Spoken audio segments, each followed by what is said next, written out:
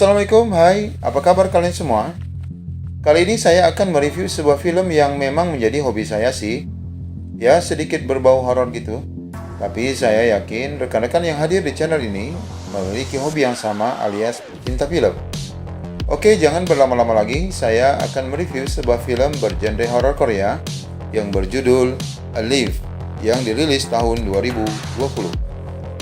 Duduk yang ganteng, pasang headset, ya jangan lupa kalau dipanggil istri atau pacar jangan pura-pura nggak dengar gitu ya.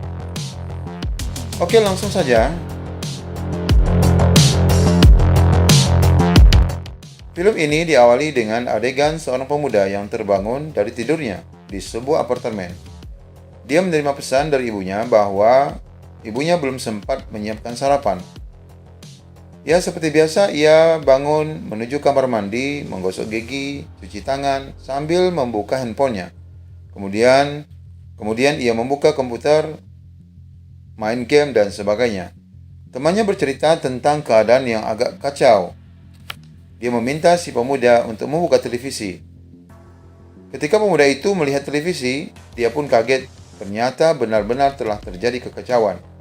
Muncul pesan darurat di handphone dari Badan Penanggulangan Bencana tentang darurat yang sedang melanda Korea Selatan. Suasana semakin kacau saat pemuda itu mendengar suara riuh di luar gedung. Suasana panik di mana orang-orang semua berlarian. Pemuda ini masih bingung dan belum paham apa yang sebenarnya terjadi. Suara ledakan di lantai bawah di dekat mobil pemadam kebakaran menambah shock sang pemuda. Pemuda ini tampak kaget saat ia melihat seorang anak yang menggigit ibunya sendiri. Oh, ternyata si anak juga sudah terinfeksi. Tak lama kemudian, terdengar suara seseorang yang menggedor pintu kamarnya. Pemuda itu berusaha mendekat dan ingin mencari tahu siapa sih yang ada di pintuku ini. Tanpa disadari, pintunya telah diterobos masuk. Lalu pemuda itu pun kaget dan berusaha mengeluarkan orang asing itu. Namun orang asing itu berusaha untuk tetap berada di dalam. Bahkan ia pura-pura ingin menggunakan kamar mandi dan setelah itu berjanji untuk keluar. Namun setelah ia keluar dari kamar mandi, orang asing itu tidak mau keluar, bahkan meminta waktu 1 jam.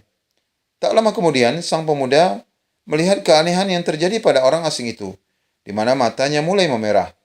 Kecurigaannya pun mulai terbukti bahwa orang asing itu ternyata juga sudah terinfeksi.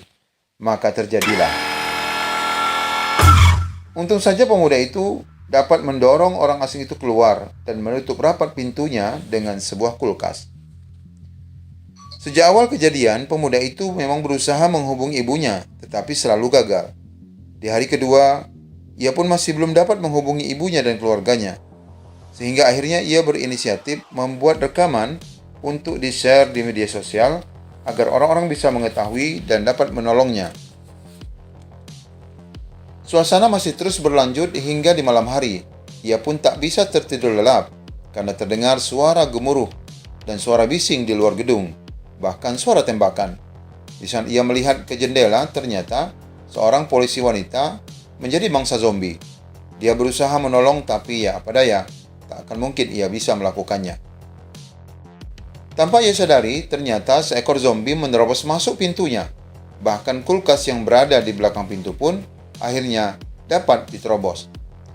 Ia hampir saja dimangsa zombie, tapi sekali lagi Dewi Keberuntungan masih bersamanya. 10 hari berlalu, kehidupan semakin suntuk, makanan semakin berkurang. Si pemuda mulai berpikir ingin mencari hiburan. Akhirnya ia teringat jaringan radio yang biasa digunakan ibunya, karena biasanya ibunya tidak suka nonton TV. Namun ternyata hiburan tidak bisa menghilangkan kekalutan di pikirannya. Ia mulai berhalusinasi, mengharap agar keluarganya segera kembali. Tapi ya itu semua cuman hayalan dan halusinasi. Pemuda ini tidak putus asa. Ia mencoba menghubungi keluarganya dengan keadaan sinyal yang terbatas. Akhirnya ia berhasil melakukannya meskipun harus bergelantungan di luar jendela. Tanpa disadari, suara handphonenya menyebabkan sang zombie tertarik kepadanya. Akhirnya ia nekat mencoba keluar dan berusaha melawan. Namun ternyata dengan terpaksa, ia harus kembali mencoba masuk ke rumahnya. Akhirnya suatu malam ia mulai putus asa. dan ingin bunuh diri sampai akhirnya sang wanita menganggap pemuda ini telah melakukan hal yang bodoh. Setelah kejadian itu, pemuda ini kembali bersemangat dan ia merasa tidak sendiri lagi di apartemen itu. Ternyata ada orang lain yang selamat. Di hari berikutnya, sang pemuda memperkenalkan dirinya. Ternyata namanya adalah Junwo dan sang wanita bernama Kim Yoo-bin. Selanjutnya persahabatan mereka semakin akrab sih. Kim Yoo-bin melihat Junwo menekan perutnya. Ya, wanita itu tahu bahwa mungkin dia sedang kelaparan. Ternyata benar. Lalu wanita itu ingin berusaha membantunya dengan memberikan makanan. Disinilah mulai muncul ide sang pemuda Junwo memanfaatkan keahliannya. Namun tiba-tiba Junwo menyadari tali yang tadi dilempar oleh Kim Yoo-bin memunculkan masalah baru. Ternyata si zombie berhasil menaiki apartemen Kim Yoo-bin menggunakan tali tersebut. Namun sekali lagi untung saja Kim Yoo-bin jauh lebih berani daripada sang pemuda Junwo.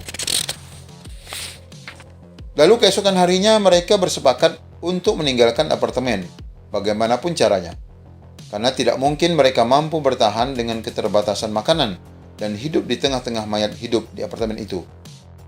Lagi-lagi Kim Yoo-bin menunjukkan keberaniannya yang luar biasa, mengalahkan Junwo sang pemuda pengecut. Akhirnya Kim Yoo-bin keluar dari gedung.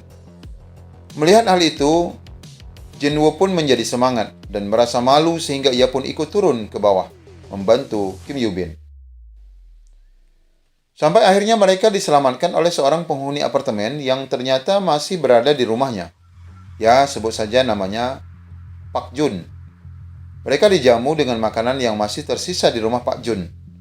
Awalnya mereka curiga dan tidak mau makan karena khawatir akan terjadi hal-hal yang tidak diinginkan. Ya, mungkin saja diracun. Tapi perlakuan baik Pak Jun mengalahkan kekhawatiran mereka. Akhirnya mereka pun menyantap dengan lahapnya. Ternyata kecurigaan mereka terbukti karena makanan yang mereka makan sudah diberi obat penenang.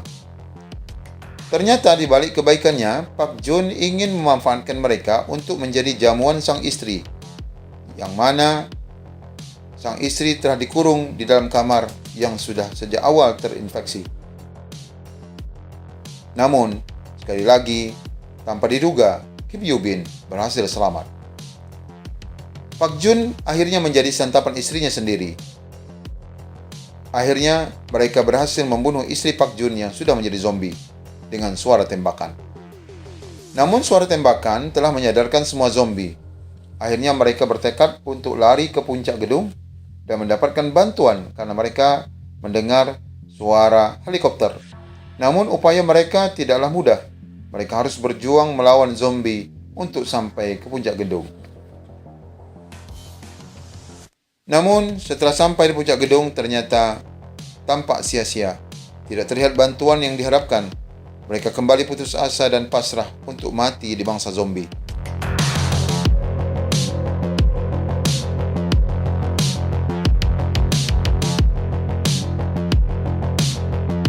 Tapi ya begitulah, mereka kan bintangnya di film ini. Gak mungkin mati dong. Ya bagaimana teman-teman? Seru gak filmnya? Seru dong. Oke, kalau begitu jangan lupa subscribe channel ini dan kami akan senantiasa menyajikan dan mereview film-film menarik lainnya. See you. Assalamualaikum warahmatullahi wabarakatuh.